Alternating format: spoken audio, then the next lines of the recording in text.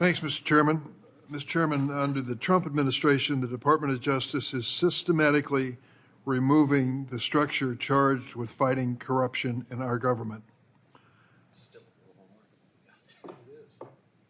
As the Trump administration openly descends into the throes of corruption, the watchdog is off the leash and out of sight. In one of her first official acts, Attorney General Bondi disbanded the FBI's Foreign Influence Task Force and restricted enforcement of the Foreign Agent Registration Act, despite the growing threat of foreign influence campaigns by hostile nations.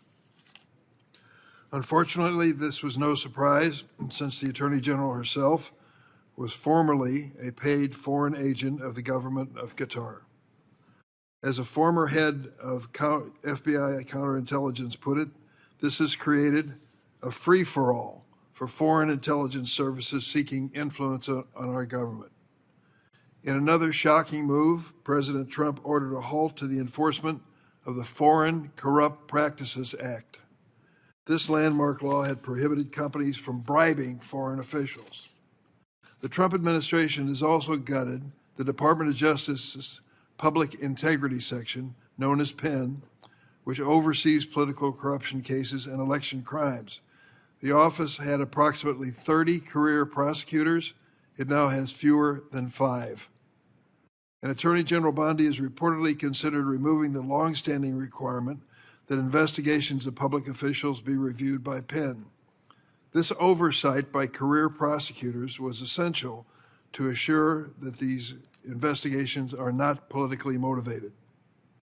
Last month, MAGA loyalist and interim U.S. Attorney for New Jersey, Alina Habba, brought criminal charges against the sitting congresswoman. These dubious charges reportedly were not reviewed by the Public Integrity Section. Ms. Habba has made her political goals as a prosecutor as clear as can be. She said one day she was appointed, "Now we can turn New Jersey red." And of course, DOJ official Amo Bove infamously ordered the dismissal of corruption charges against the mayor of New York, Eric Adams, in exchange for his promise to cooperate with the president.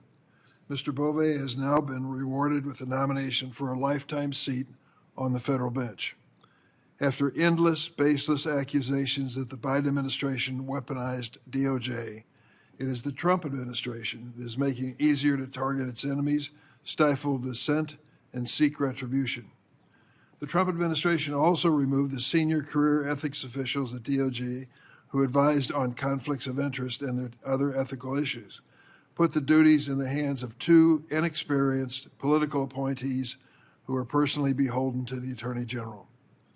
And the career director and chief counsel of DOJ's Office of Professional Responsibility was forced to retire. This office is charged with conducting internal investigations into misconduct by DOJ attorneys, but the lights are literally off in their office. In the absence of these internal guardrails, it's not surprising that we're witnessing some outrageous conduct.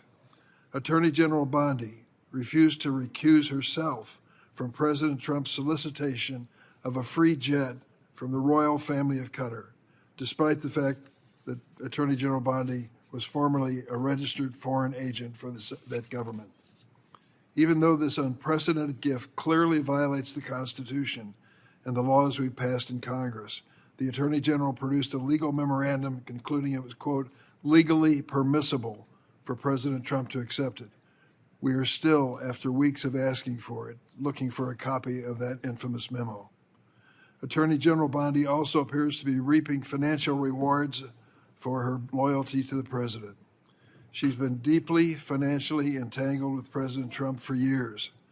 Most notably, the Attorney General of the United States has earned at least $3 million on the merger that formed Trump Media and has held millions of dollars in Trump Media stock. She sold that stock under suspicious circumstances on a historic day, April 2nd, 2025. That was the same day President Trump announced his harebrained tariff scheme that crashed the stock market and destroyed $10 trillion in wealth in 3 days. Attorney General Bondi got out of the market just in time. The share price of Trump Media plummeted 15% yet Bondi appears to have avoided any substantial financial loss. What a coincidence. Conveniently, the DOJ and FBI offices that would advise the Attorney General or even investigate her have been systematically dismantled under her administration, leaving her unaccountable. This committee has the authority and the responsibility to investigate. The Justice Department is also involved in other activities that bear notice today. During his controversial and disgraceful tenure as interim U.S. Attorney for the District of Columbia, Ed Martin fired numerous career prosecutors simply because they were assigned to work on January 6 cases. Mr. Martin was rewarded with a plum position at the Justice Department as the very first political appointee to serve as pardon attorney. During his short time in this role, Martin has overseen pardons of numerous Trump donors and supporters. Let me give you one example.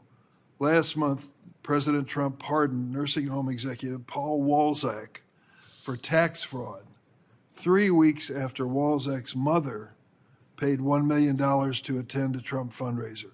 Coincidence? In the aftermath of these scandalous pardons, Martin tweeted, quote, "No MAGA left behind," close quote. As Paul Rosenzweig, a former official in the George Bush administration, said, "The law is only for Trump's enemies now." In light of these concerns, we have a responsibility to call Attorney General Bondi under oath soon. So I ask again, I hope we have that oversight hearing soon in the future. Do you want me to address Mr. Waterman at this point? Yeah, please. All right. I'm going to support Mr. Waterman's nomination to be the U.S. Attorney for the Southern District of Iowa. Before we vote, I want to note that he should be ready to be U.S. Attorney for the Southern District of Iowa. He was nominated by President Biden last February. This committee reported his nomination last April. At that point, Mr. Waterman became a victim of Senator Vance's effort to, quote, "grind the Justice Department to a halt." I went to the floor 8 times seeking unanimous consent to confirm him as U.S. Attorney, and I was blocked by Senator Vance 7 of those times and by Republican colleagues the 8th time. That included Senator Vance's own U.S. Attorney nominee to the Northern District of Ohio, who I was prepared to support, but he was stopped by this Vance strategy.